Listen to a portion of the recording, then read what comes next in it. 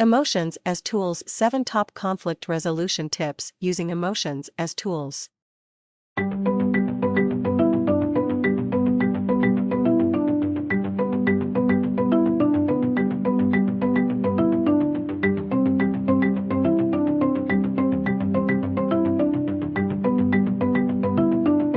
Conflict is always accompanied by strong emotions.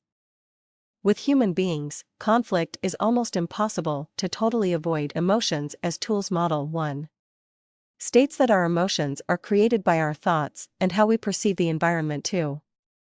Every emotion has an underlying message which reflects the perception that created it. Point 3. By reading the emotion and understanding the underlying message, we can address how a person perceives his or her situation and help them change that perception. Point 4. When the perception changes, the emotion changes. The 3 steps of conflict resolution. 1. Finding out what the presenting issue is by asking questions and actively listening to the answers. Point 2. Using the information provided by reading emotions to determine the real underlying issue. Point 3. Taking the necessary time to address the underlying issues and come to an agreement about how to best deal with the presenting issue so that both parties are satisfied, win/win, or at least agree to live with what is agreed upon. Compromise. The 7-step process. Step 1. View all disagreements as a difference of opinion, not as a conflict. With a difference of opinion, the presenting issue is what it is. 2 people have differing opinions. Depending on the situation, the emotions that go along with misunderstandings or differences of opinion are surprised, confused, possibly frustrated, or maybe even amused.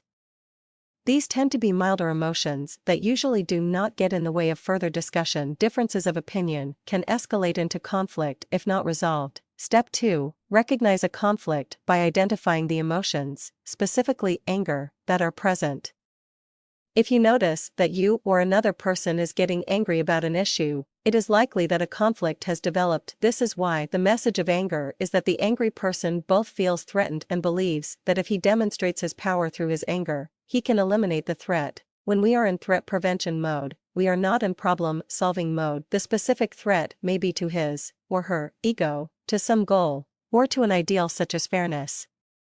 When you see anger, it means that, in addition to the presenting issue, such as when a teenager gets angry when her parent sets rules for dating, there is an underlying issue of perceived threat which must be addressed first for successful conflict resolution to occur. The presence of a perceived threat is what leads to a conflict. Note: a future article will address the indirect anger shown by women in our society and the tendency of men to use anger as a substitute for hurt.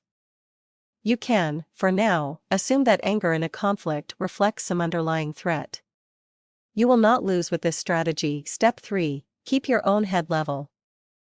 Adopt a conflict resolution mindset. This includes acknowledging and understanding your own perception of threat if you are angry, having mutual respect for everyone and their position, remaining non-judgmental, being willing to actively listen to the other party and hear their story, expressing your own story without accusing the other party, remaining open to possible solutions other than your own. Step 4. Address the underlying issue of perceived threat. In most cases, when anger is present, one or both party perceives a threat.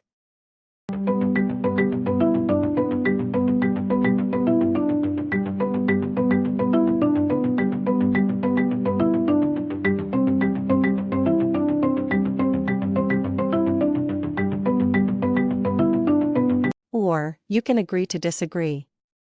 Always seek a win/win solution first. Step 7. Finalize the agreement. State the agreement or write it down with information about who will do what by when and any consequences that will happen if what and when are not done by who.